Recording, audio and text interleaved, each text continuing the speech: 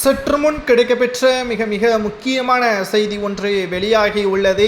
இரட்டை இலை சின்னம் பன்னீர்செல்வம் கையில் ஒப்படைக்கப்படக்கூடிய நாள் வெகு விரைவில் இல்லை. வருகின்ற 27ஆம் தேதி நீதிமன்றம் பன்னீர்செல்வத்திற்கு சாதகமாக தீர்ப்பை வழங்கும் என்று எதிர்பார்க்கப்படுகிறது. அப்படி நீதிமன்றம் தீர்ப்பை வழங்கிவிட்டால் எடப்பாடி பழனிசாமி நிலைமை என்னவாக மாறும்? பன்னீர்செல்வம் அதிமுகவின் தலைமை பொறுப்பை ஏற்கக்கூடிய நிலைமையும் உருவாகும்.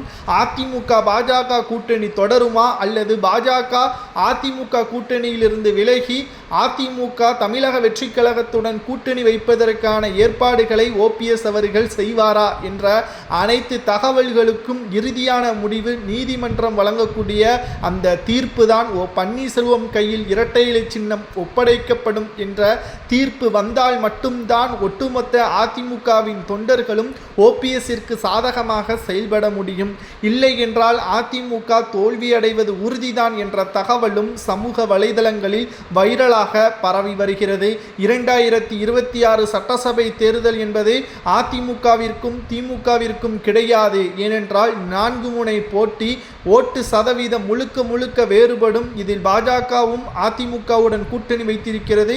2வது முறை திமுக வெற்றியடைய வேண்டும் என்பதற்காக சுமார் 100 கோடி வரை ஒரு தொகுதியில் செலவு செய்வதற்கு திமுக தயாராக இருப்பதாகவும் எடப்பாடி பழனிசாமி அவர்களே கூறுகிறார். என்றால் அதிமுகவில் ஒற்றுமை இல்லை என்றால் நிச்சயம் அதுவும் நடக்கும் என்றுதான் நம்மால் பார்க்க முடிகிறது. நீதிமன்றம் கிட்டத்தட்ட 4 வருடங்களாக இரட்டை இலை சின்னம் தொடர்பான வழக்கு விசாரணை நடைபெற்று கொண்டுதான் இருக்கிறது.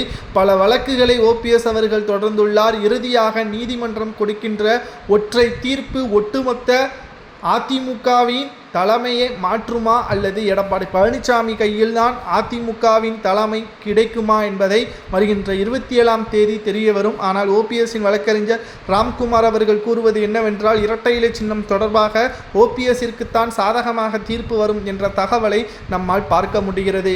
உங்களது கருத்துக்களை கூறுங்கள். இரட்டை இலை சின்னம் ஓபிஎஸ்ஸிற்கு சாதகமாக வரலாமா அல்லது எடப்பாடிக்கு சாதகமாக வரலாமா என்பதை உங்களது கருத்துக்களை மறக்காம கமெண்ட் வாயிலாக கூறுங்கள்.